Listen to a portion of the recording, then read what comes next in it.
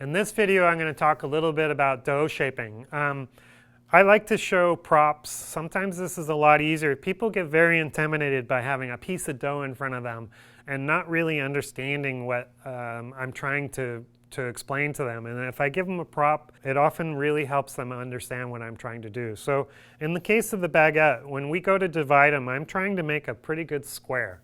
And so let's just assume this is a piece of dough, a pretty large piece of dough. The thing about baguette is it shows how well you've shaped that bread or not by the hole structure.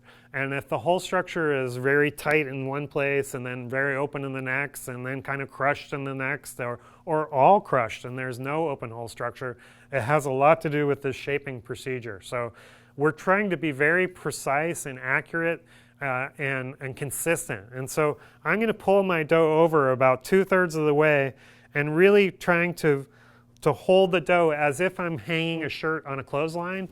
I'm going to pick my dough up there too. I'm not going to pick it up in all kinds of places. In fact, I really don't want to touch it very long at all.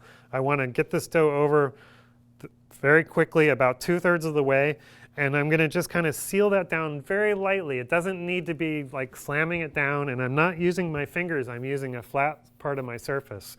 Then I turn that square around, and I do the exact same thing the other way, about 2/3 of the way, and then once again I'm sealing it up.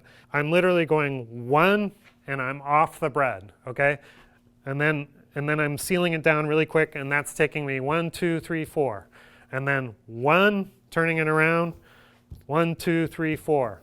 That's it. No more touching, no more any hands on here, none of that kind of stuff. And I want all my dough tension to be exactly the same. When I pull this over, once again, I'm trying to pull it up and pull it all over at one time. It doesn't have to be at one time even. I can do a little bit at a time. I can do this, and then a little bit there, and a little bit there, and just having a very similar kind of tension.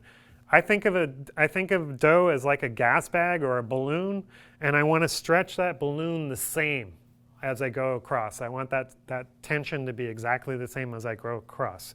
So this is the part that really kind of seems to be the hardest for people to understand, is how we do the final part. And what we're going to do is we want to attach this piece of dough to this side of the dough.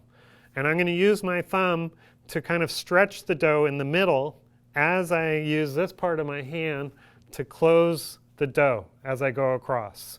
So I really want to capture that kind of maneuver, okay? And when people are seeing me do that with dough, you'll see when I do it on the video that I'm very good at it. I've been doing baguettes for 30-something years. And with the cloth, it just kind of expresses a little easier what I'm doing. I'm just pulling this over and pushing my thumb kind of dead center, and then sealing as I go and pulling my thumb out of the way.